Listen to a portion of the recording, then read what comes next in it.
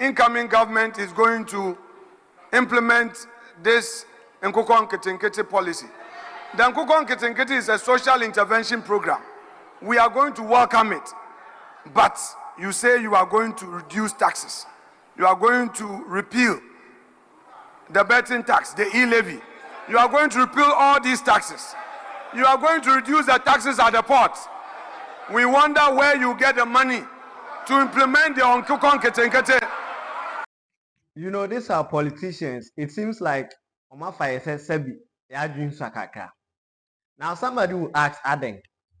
Recently, the Parliament of Ghana, almost Akushia back, yes, when the Speaker of Parliament, Ora Alban back then, and they let it be Bible and say sign, or pursue share MPs Nina. Indeed, they went back to the Parliament, so the sitting went on. Now, some of Afenyo came back in and say, if John Dramani Mahama and then the government, if they try to take off the E-Levy, the COVID taxes, and also other taxes now, they are wondering where they are going to get money to do the Nkukon Kitinkiti policy. But let us not forget, say, Dr. Bawumia also promised to take off all those levies or the taxes. So the question is, if Senka Dr. Bawumia so nanke buy and konusu yifi onuma, kono so ebe nye sika wo hen na de abu o man. You know, Afenyo Markins, we don't know what is wrong with this man. But on the more serious note, Afenyo Markins can say, Sabani this tax is free on man. Oh, yes, you can't find Yajuma. This means that as someone Dr. Bawumia can in an trouble. Because Senka Dr. Bawumia na buyer, this means that when you taxes nana.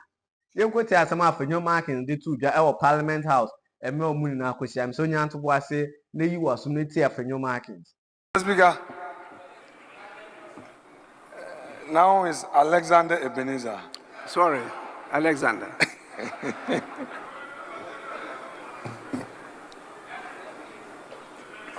Mr. Speaker, let me take this opportunity to also welcome you into the House and welcome my colleagues, led by Dr. KCL Atufosin, back into this honorable chamber. Indeed, it is an established constitutional custom that once in every 4 years, the people of this country are given the opportunity to elect their leaders. First, the President of the Republic, and second, parliamentarians, the people's representatives. On the 7th of December, this mandate was rightfully exercised by the people of Ghana. They did so peacefully, without fear. They have elected a president and members of parliament. It is without doubt that our friends in the NDC have emerged victorious.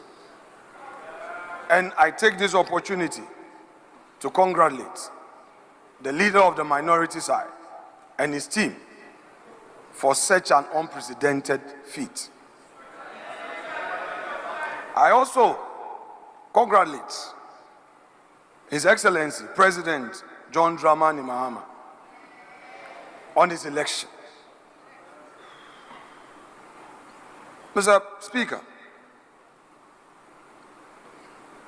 Dr. Mahama Bawumia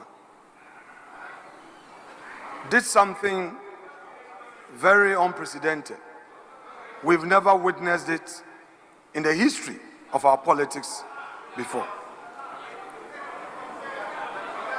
Relying on his own internal coalition, at 9 a.m. on Sunday,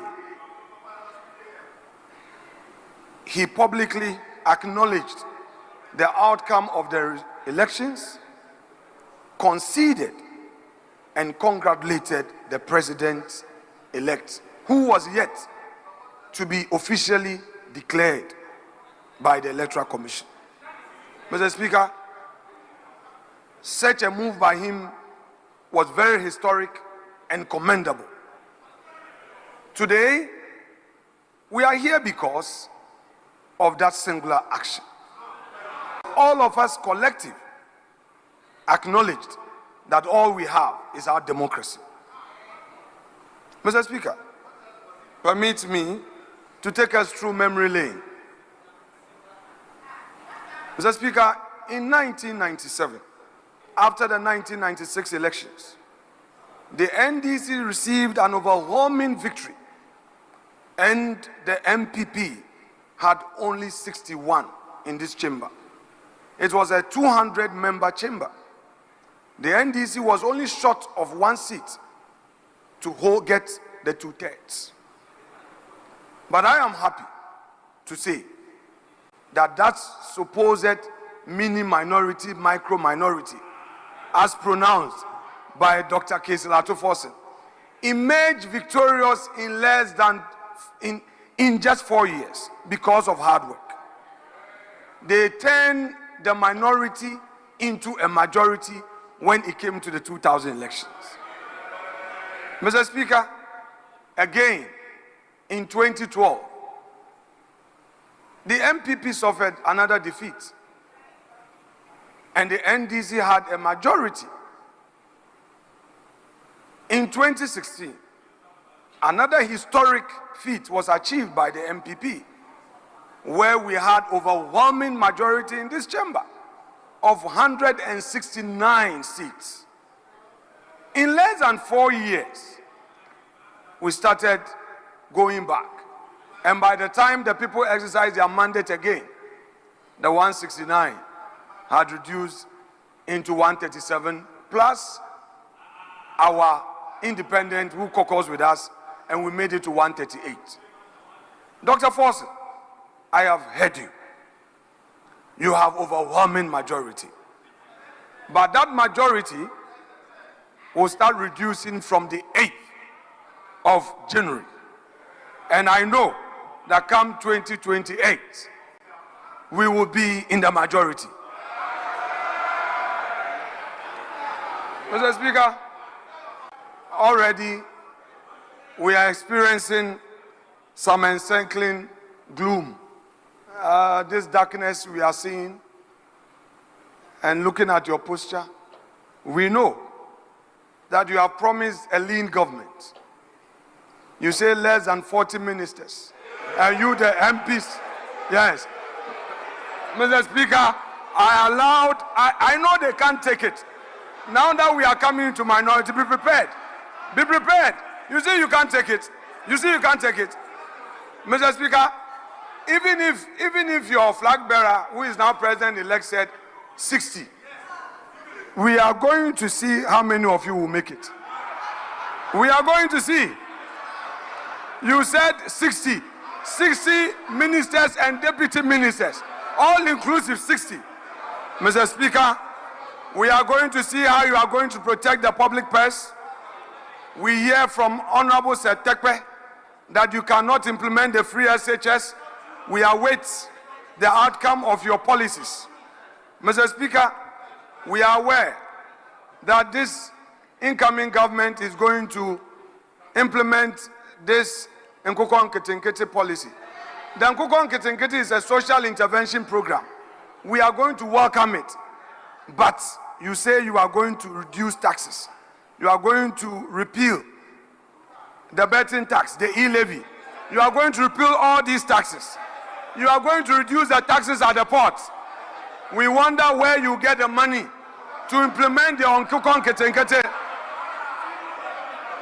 So that's Honorable Afenyo Markins, the majority leader in the 8th Parliament.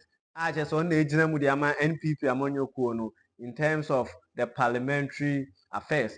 But say what we say some Afenyo Markins and say if the NDC tries to take off the E-levies and then whatever, they will not get money to do their work. So was Dr. Baumia lying to us or what?